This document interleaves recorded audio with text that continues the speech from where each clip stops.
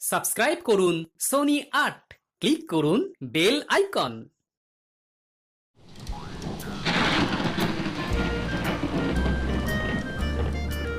মহারাজ, বাইরে কি ভয়ঙ্কর বৃষ্টি পড়ছে, চারদিক মনে হয় ভেসে যাবে। তবে এই রকম বৃষ্টিতে কিন্তু ফসল ভালো হবে বলেই মনে হয়। তাহলে প্রজারা ঠিক মতন খাজনা দিতে পারবে, আদায় উসুল ভালোই হবে। আরে আগে তো ফসল হোক, গাছে কাঁঠাল না হতেই গোঁফে তেল দিতে কিন্তু আমি রাজি নই।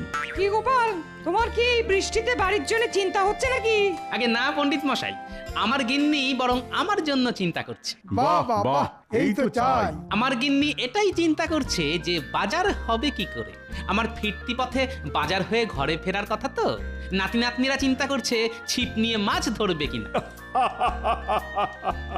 তাহলে এটাই বলো গোপাল, যে গিন্নি আসলে তোমার বাজারের জন্য চিন্তা করছে। হ্যাঁ, গোপাল তো কুঁড়ে মহারাজ, ও সকালে বাজার যেতে পারে না। ফেরার পথে বাজারে যা উচ্ছিষ্ট পড়ে থাকে গোপাল সেটা কম দামে কিনে নেয়। মন্ত্রী মশাই বোধহয় ওই একই সময় বাজার করেন, তাই জানতে পেরেছেন। কথার আর কি উত্তর দেব বলো গোপাল? না দেওয়াই ভালো। ঠিক ঠিক গোপাল, তোমার বরং উত্তর না দেওয়াই ভালো। এরপর আমরা যদি কোনোদিন তোমার বাড়িতে অতিথি হয়ে যাই, তাহলে তুমি যা খাওয়াবে। মাফ করবেন মহারাজ, গোপালের বাড়িতে গেলে আমি অন্তত কিছু খেতে পারবো না। বেশ বেশ, ওহে জ্যোতিষী, এই বলতে পারো বৃষ্টি কখন থামবে, যাতে গোপাল একটু ওই তাড়াতাড়ি বাজারে যেতে পারে।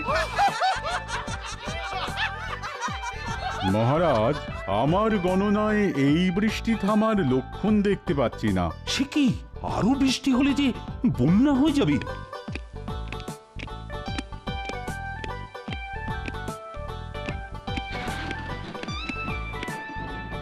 মহারাজের জয় হোক। একজন জাদুকর এসেছেন ভিন্ন দেশ থেকে। জাদুকর এই অসময়? হ্যাঁ, ঠিক আছে, পাঠিয়ে দাও পাঠিয়ে দাও।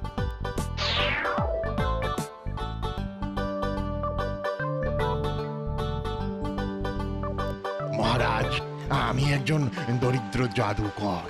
আমি নানান রাজ্যে জাদু দেখিয়ে বেড়াই। বেশ বেশ, আপনি যদি অনুগ্রহ করেন তবে কৃষ্ণনগরে কিছুদিন থাকতে চাই। তা তুমি যে জাদুকর তার প্রমাণ দাও, মানে তোমার জাদুর কিছু নমুনা দেখাও।